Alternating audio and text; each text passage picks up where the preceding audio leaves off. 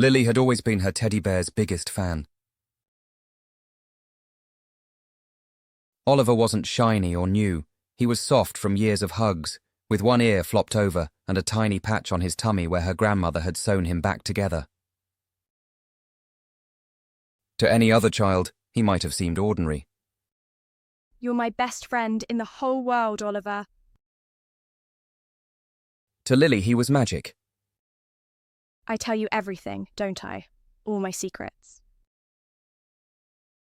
But one night, as Lily curled into bed and the world grew quiet, she saw it.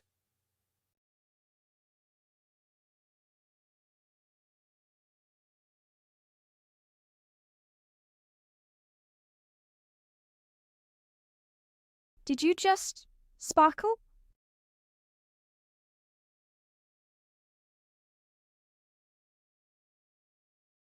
Before she could think twice, a warm golden light wrapped around them, and the room spun like a top. The walls stretched, the bed vanished, and a swirling tunnel of colours surrounded them. Lily clutched Oliver tightly, her heart racing. What's happening?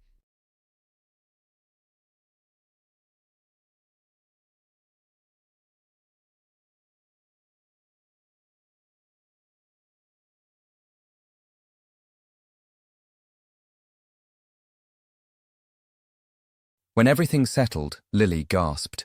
She wasn't in her bedroom anymore. She was standing in a cobblestone street, and people were dressed in old-fashioned clothes. Horses and carriages clattered past, and newspaper boys shouted headlines. The air smelled of fresh bread and coal smoke. What happened? Where are we? She gazed at the streets and the vendors in amazement, then asked again, Where are we? We're in the past, Lily. You can talk?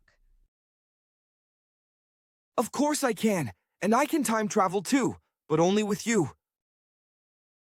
A newspaper boy ran past shouting about the newest article about the Wright brothers. The Wright brothers? We're in 1903? We sure are. But this isn't just sightseeing, Lily. There's someone who needs our help.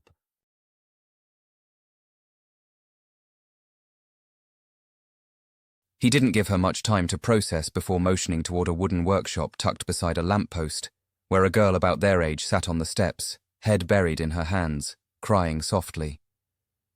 Her tear-streaked face was framed by two messy braids, and her dress was slightly too big for her, as if she'd borrowed it from someone older. Lily hurried over, her curiosity and concern overpowering her shock. Are you okay? No, my papa. Her voice quivered. My papa lost the letter. For the Wright brothers. It's really important, and now they'll never get it. Lily's heart ached as she knelt beside the girl. Don't worry, we'll help you find it. Right, Oliver? Nothing gets past us. The girl introduced herself as Emma and quickly explained that her father had been on his way to the workshop across town when the letter went missing. We've looked everywhere. Emma sighed. But he thinks he dropped it at the market. Then we'll search even harder. Their adventure began immediately. The market was alive with bustling shoppers and vendors shouting their wares. They even peeked inside a bakery, where Oliver got covered in flour and sneezed so hard that a tray of pastries toppled over. Sorry, excuse us. The search stretched into alleyways and quiet courtyards. They asked shopkeepers if they'd seen anything unusual.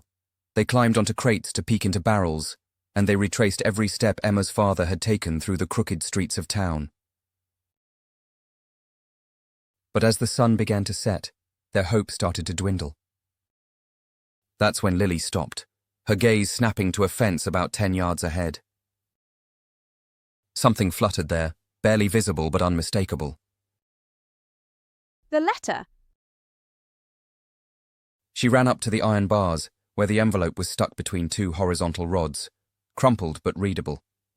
Carefully, she slid it out and held it aloft. We found it! Emma cried tears of joy as she clutched the letter in her hands. Her father, back at their workshop, couldn't stop thanking them. "You saved the day," he said with deep gratitude, clutching his hat tightly in one hand. With the letter found just in time, he raced to deliver it at last. Emma smiled shyly as she turned to Lily. I want you to have this.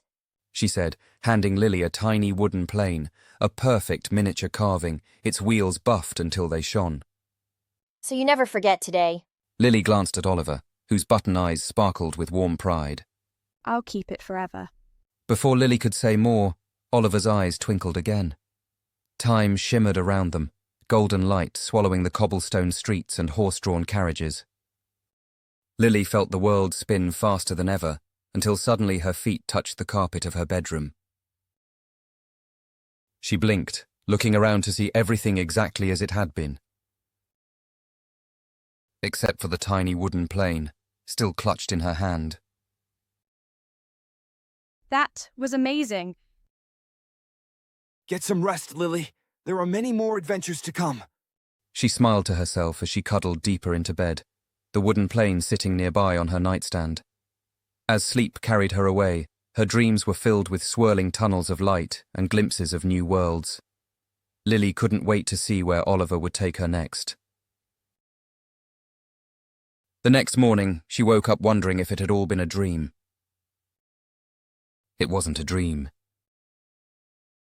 There it was, proof.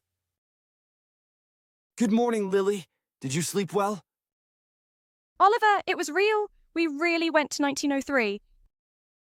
Of course it was real, and I was thinking, for our next adventure, how about we go somewhere a little older? Much, much older. Think, dinosaurs! Dinosaurs? Wow,